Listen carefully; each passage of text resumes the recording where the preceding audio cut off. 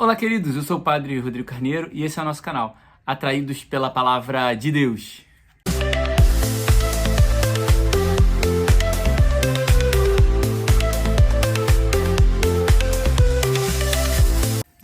Então sejam muito bem-vindos, você que é um atraído pela Palavra de Deus, seja bem-vindo você também que está por algum motivo, talvez porque alguém te enviou, alguém te sugeriu, chegando pela primeira vez aqui no nosso canal. Seja muito bem-vindo, é uma alegria e uma satisfação ao meu coração, nessa semana que se inicia com essa segunda-feira, poder partilhar com você sobre a Palavra de Deus, poder falar sobre as coisas do Senhor, que é a grande alegria do meu coração, é poder partilhar a Palavra de Deus e falar das coisas do céu, das coisas do nosso Senhor.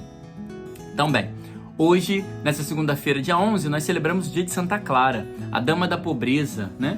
A Dama da Pobreza reconhecida assim por quê? Porque ela buscou no nada ter, encontrar-se com tudo, né? A Dama da Pobreza porque vivia numa sociedade onde os seus pais, a sua família tinham posses, mas ela resolve, por amor a Jesus, abrir mão de tudo para seguir os caminhos de São Francisco, né? São Francisco de Assis, que alguns anos antes havia deixado tudo, saído literalmente nu pelas ruas para entregar-se inteiramente ao Senhor, e Santa Clara vai fundar a ordem feminina dos franciscanos, né? Em comunhão com São Francisco. Uma mulher que ensinou as irmãs a viverem da pobreza, na austeridade, nada ter para ganhar o tudo, não apegar o coração a coisas dessa terra, mas para ter a maior de todas as riquezas, que é nosso Senhor. Fundou então o mosteiro das irmãs de adoração, então as irmãs passavam também um tempo na adoração, e naquele tempo havia a perseguição, né, dos mouros, né, e uma vez eles tentaram invadir o convento, e Santa Clara, como eram só mulheres e não tinham como se defender, não tinham armas, e ela foi então ao encontro desses homens com a arma que elas tinham, que era Nosso Senhor.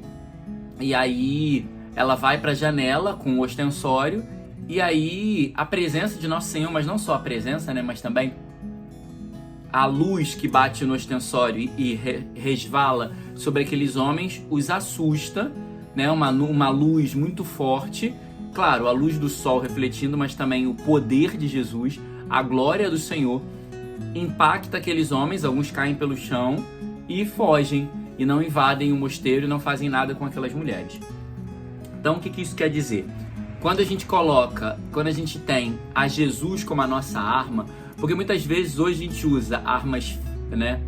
Armas de verdade, assim, né? Com balas e com tudo. Armas brancas. A gente usa também a arma da língua, muitas vezes, né? Falando mal dos outros, retrucando, tramando vingança, desmerecendo pessoas. Mas Santa Clara é um testemunho do uso da arma do Senhor como nossa arma.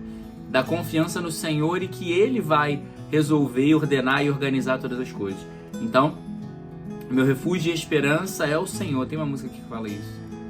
Mas meu refúgio e esperança é o Senhor. Então ela tem a Jesus como a sua arma. Segundo também, é esse sinal do poderio e da glória de Deus, né? Que o Senhor, quando Ele vai adiante de nós, quando nós temos o Senhor diante de nós, Ele realiza todas as obras e Ele vence as batalhas por nós, né? Ele vence as batalhas que temos que travar.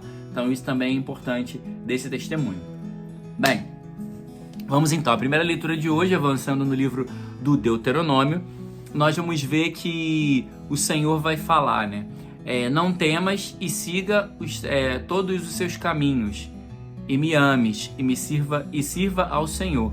Então, ou seja, nós não devemos temer o Senhor, né? Porque o contexto do livro do Deuteronômio eu já falei aqui esses dias, na semana passada, falava sobre isso, porque o povo está flertando com outros deuses, flertando com outras culturas, flertando com o pensamento de que será que existe só um Deus, flertando com o pensamento de que outros deuses podem nos ajudar. E aí Moisés então está o tempo inteiro martelando na cabeça do povo que só há um Deus e tentando fazer eles lembrarem de tudo que o Senhor já fez por eles.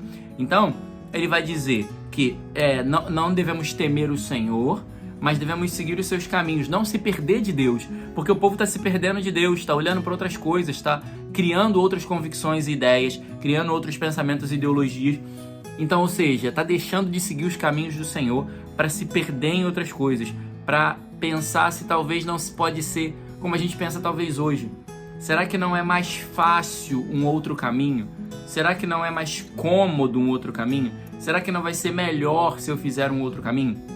E aí Moisés está tentando fazer eles lembrarem de quem é Deus na vida dele, tudo que Deus fez, todas as obras do Senhor. E aí vai convidar eles a circuncidar o coração e a amar o Senhor. Amar o Senhor em primeiro lugar em resposta, porque Ele nos amou primeiro. O Senhor, Ele nos amou primeiro e espera de nós uma resposta de amor. E também Moisés vai convidá-los a circuncidar o coração, porque circuncidar é uma forma de consagração. Então, ou seja, consagrar o coração a Deus e não persistir na obstinação, ou seja, fugir dos erros, fugir dos pensamentos errados, fugir das ideologias, fugir dos terrenos que não são seguros. Porque o caminho do Senhor é plano e reto, é seguro. Os outros caminhos, eles são como que lameados, então você pode escorregar, pode cair, pode tropeçar. Isso que Moisés está tentando chamar a atenção do povo. E vai chamar o povo também a servir ao Senhor. Porque o que acontece? Quando a gente vive muitas vezes uma vida burocrática, ou seja, eu só vou à missa e não faço nada, eu só vou à missa e não sirvo.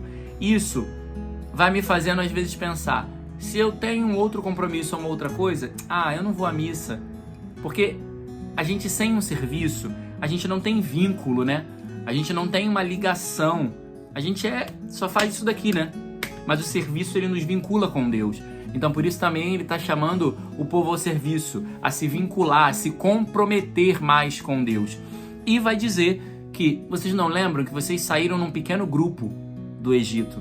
E hoje vocês são uma multidão que a gente não consegue contar. Por quê? Porque também ao longo da dificuldade da tribulação, Deus ele vai fazendo o povo crescer. A gente cresce também na tribulação, a gente cresce na dificuldade, a gente cresce na contrariedade, a gente cresce naquilo que a gente não entende. Se deixamos o Senhor ser Deus, se tememos o Senhor, se damos a Ele lugar na nossa vida. Então o Senhor vai fazendo essas obras em cada um de nós. E o Evangelho vai trazer para nós essa questão dos filhos, né? Ser estrangeiro ou... Primeiro Jesus vai jogar abertamente com os discípulos, falando para eles que ele vai sofrer, vai ser entregado pelos homens, mas vai ressuscitar. Então Jesus vai fazer esse caminho, né? Paixão, morte e ressurreição com os discípulos. Ele nunca mentiu sobre isso, sempre deixou claro, mas os discípulos nunca entenderam. E nunca entenderam também que o caminho para todo cristão é esse. Eu preciso sofrer, morrer para ressuscitar. Se eu quero vida nova, se eu quero ser transformado, eu preciso sofrer, morrer para ressuscitar e chegar na vida nova. Também Deus vai falar que quem tem que pagar o imposto? Os filhos ou os estrangeiros? Porque estavam cobrando de Jesus, então significa que ele era um estrangeiro. E ele vai assumir isso, porque de fato ele é estrangeiro, porque ele não é daquela terra, ele não é de parte com aquele povo, mas ele se fez com aquele povo para salvar unicamente. Ele se mistura com a gente para salvar, mas ele não é parte daqui porque ele tem uma outra cidadania, que é a cidadania celeste, a qual ele vai convidar cada um de nós a viver. E por fim, a gente vai ver essa providência de Deus que nunca falta, que foi experimentado na vida de Santa Clara em inúmeros momentos, onde o mosteiro passava por necessidades, onde elas tinham necessidades e a providência de Deus nunca deixou faltar o essencial. E a gente vai ver a providência de Deus quando o Senhor manda Pedro ir pescar um peixe, tirar uma moeda que era suficiente, que era o necessário para pagar o imposto para ele e por Pedro. Então, ou seja, Deus ele sempre providencia o que é necessário para nós. Providenciou na vida de Santa Clara, providenciou todo o tempo na vida do povo no Egito, no deserto, né? Fez ter carne, fez ter pão, fez ter água. Sempre providenciou o que era essencial. Então assim também ele quer fazer na minha vida e na sua vida. Não deixar faltar aquilo que é essencial. Mas para isso a gente precisa temer, amar e servir o Senhor. Então abra seu coração para o serviço, sirva ao Senhor com alegria, volte para o serviço ou comece a servi-lo de todo o seu coração, porque a providência de Deus nunca vai faltar. Sofrimento, morte e ressurreição vão acontecer. Isso ele não vai tirar, mas também ele vai te dá muitas graças e muitas bênçãos. Louvado seja nosso Senhor Jesus Cristo, para sempre seja louvado.